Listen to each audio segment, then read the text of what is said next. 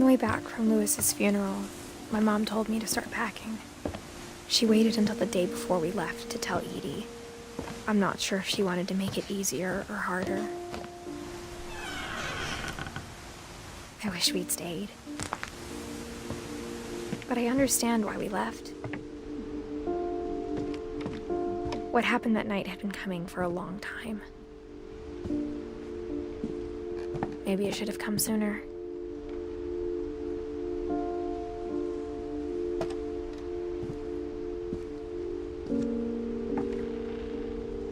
But it had to end one way or another. All that's left now is to tell you about that last night.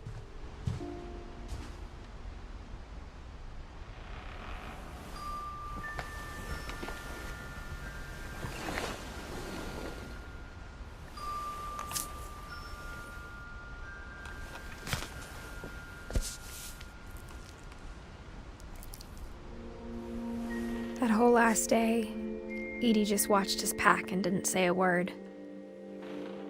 Until supper, when she raised her glass and said, "To our final night together, and all our final nights apart."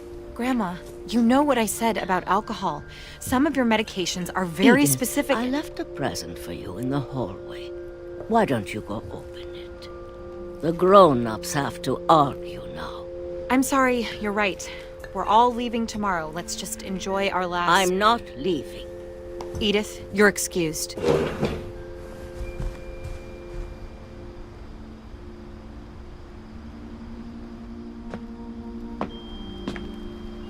The power had been shut off that morning, but Edie always had plenty of candles. When my mom sealed the library, I don't think she knew about the other entrance, or that Edie had a key to it.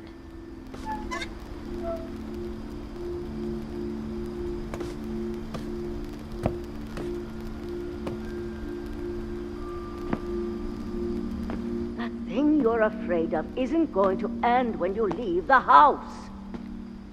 Edith has a right to know these stories. My children are dead because of your stories. I think it's best if Edith and I leave tonight. We'll have the nursing home send a van for you in the morning, okay?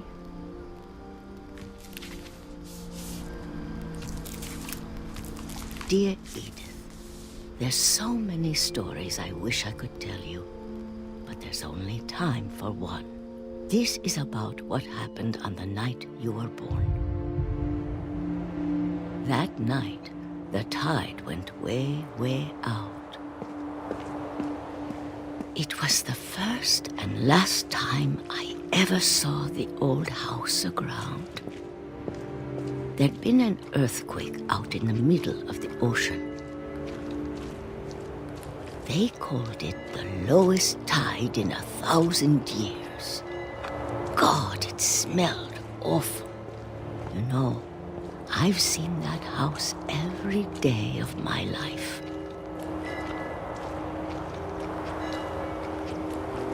But I never thought I'd go back to it. When the fog rolled in, I lost my way.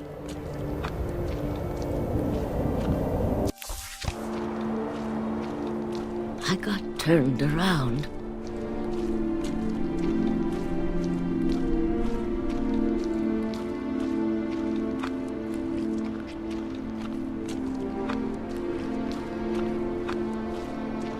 For a while, I wandered. I started seeing things.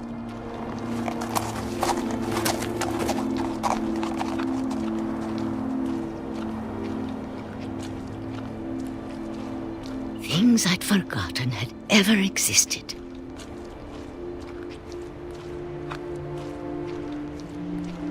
But when I saw them, they felt like old friends. That night, a lot of things came back to me. Or maybe I came back to them.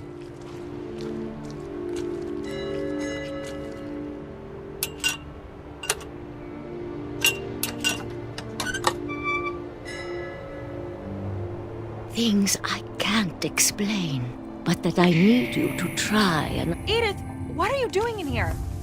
It's mine. Edith! Mom, you're gonna rip it! Let go!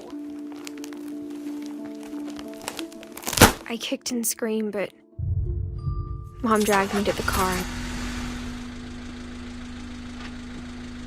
I never saw Great-Grandma Edie again. The next morning, the van came to pick her up, but she was already gone. After that, we moved around a lot.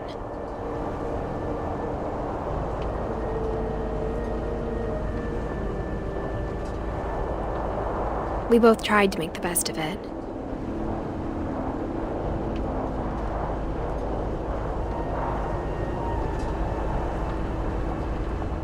A few years went by.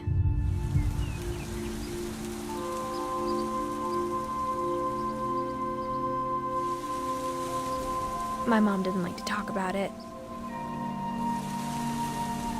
but she started getting sick a lot. The rest happened pretty quickly. She got better for a while, and then she didn't.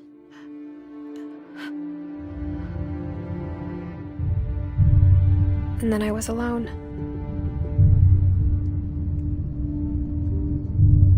The last Finch left alive.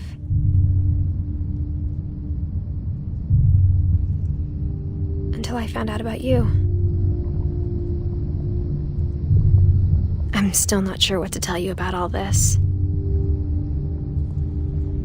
If we lived forever, maybe we'd have time to understand things. But as it is, I think the best we can do is try to open our eyes. And appreciate how strange and brief all of this is. This journal was supposed to be for you. But now I hope you'll never see it. I just want to meet you. And tell you all these stories myself. But I guess if you're reading this now, things didn't work out that way.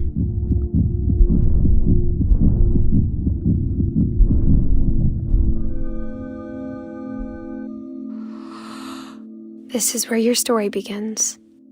I'm sorry I won't be there to see it. It's a lot to ask, but I don't want you to be sad that I'm gone. I want you to be amazed that any of us ever had a chance to be here at all. Good luck.